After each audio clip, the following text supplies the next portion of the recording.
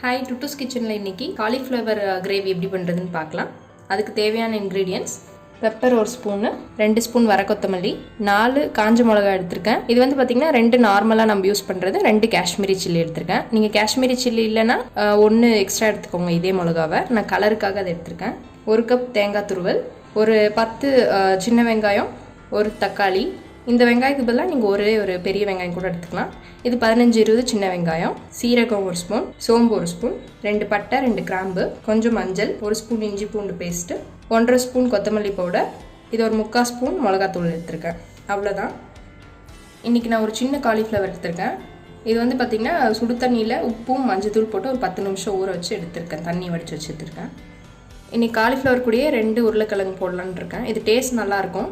சும்மா தோல் சீவி தண்ணியில் போட்டு வச்சுருக்கேன், இல்லைன்னா கருப்பாயிடும்ன்ட்டு. உருளைக்கிழங்கு நீங்கள் இருந்தால் போட்டுக்கோங்க, இல்லைன்னா தேவையில்லை. இது சும்மா நான் டேஸ்ட்டுக்காக போடுறேன், அவ்வளோதான். ஃபஸ்ட்டு ஒரு பேன் வச்சுருக்கேன். பேனில் ஒரு 1/2 ஸ்பூன் அளவுக்கு ஆயில் ஊற்றிருக்கேன். ஆயில் சூடானதும் வெங்காயம் சேர்த்துடலாம். இது நல்லா வதக்கிக்கணும்.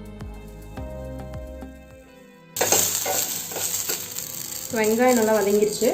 கூடயே காஞ்ச மிளகா, வர கொத்தமல்லி, பெப்பர், சீரகம், சோம்பு, பட்டை, கிராம்பு, மஞ்சத்தூள், மல்லித்தூள், மிளகாத்தூள் எல்லாத்தையும் நல்லா கலந்துட்டுலாம்.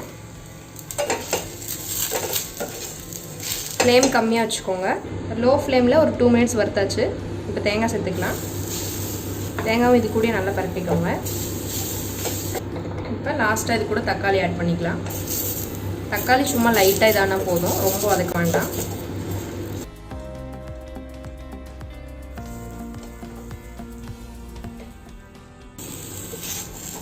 அவ்வளோதான். அடுப்பு ஆஃப் பண்ணிடலாம். இது ஒரு 5 நிமிஷம் ஆறட்டும். ஆறுனதும் மிக்ஸி ஜாரில் மாற்றிட்டு நல்லா பேஸ்ட் மாதிரி அரைச்சிட்டு வந்துடலாம். இப்போ ஒரு பாத்திரம் வச்சுருக்கேன். இதில் தேவையான அளவு ஆயில் விட்டுக்கலாம். இப்போ இதில் குட்டி குட்டியாக கட் பண்ணி வச்சுருக்க ஆனியனை சேர்த்துடலாம். நான் ஆல்ரெடி சொன்ன மாதிரி இதுக்கு பதிலாக நீங்கள் ஒரு பெரிய வெங்காயம் கூட சின்ன சின்னதாக பொடி பொடியாக வெட்டி இந்த மாதிரி உள்ள போட்டுக்கலாம். இது கூடயே கருவேப்பிலை. ஆனியன் கலர் மாறிடுச்சு. நம்ம இஞ்சி பூண்டு பேஸ்ட் சேர்த்து இஞ்சி பூண்டோட பச்சை வாசனை போகிற அளவுக்கு நல்லா வதக்கிக்கணும்.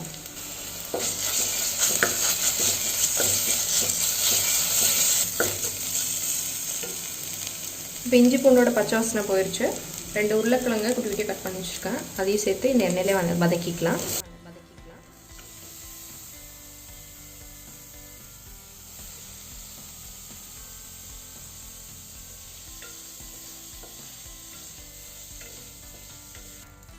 ஒரு 2 மினிட்ஸ் உருளைக்கிழங்கு வதக்கினதும் காலிஃப்ளவரை சேர்த்து வதக்கிக்கலாம்.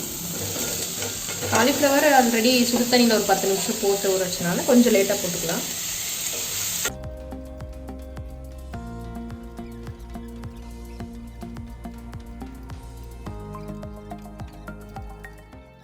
இப்போ 2 நிமிஷம் காய வதக்கினதும் நம்ம அரைச்சி வச்ச மசாலா ஊற்றிடலாம்.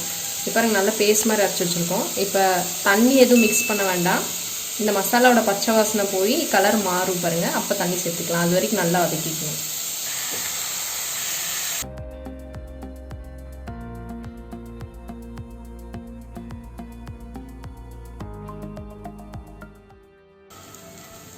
பாருங்கள், மசாலா நல்லா மிக்ஸ் ஆகி கலர் எப்படி மாறி இருக்கு. இந்த டைமில் குழம்புக்கு தேவையான அளவு உப்பு சேர்த்துக்கலாம்.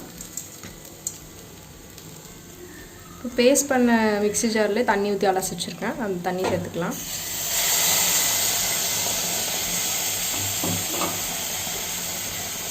இந்த டைம் நீங்கள் குழம்புக்கு தேவையான அளவுக்கு தண்ணி ஊற்றிக்கலாம்.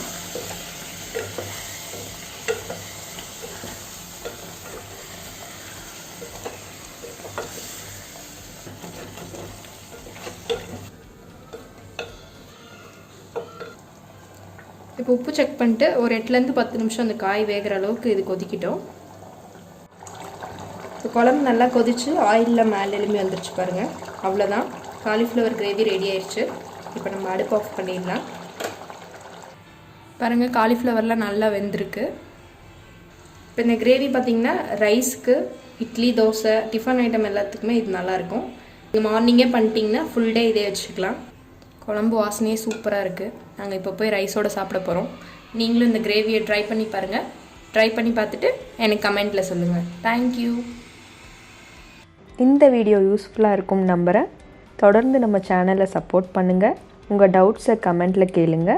டுட்டூஸ் கிச்சனை லைக் பண்ணுங்கள், ஃப்ரெண்ட்ஸ் அண்ட் ஃபேமிலிக்கு ஷேர் பண்ணுங்கள், அப்படியே சப்ஸ்கிரைப் பண்ணிக்கோங்க.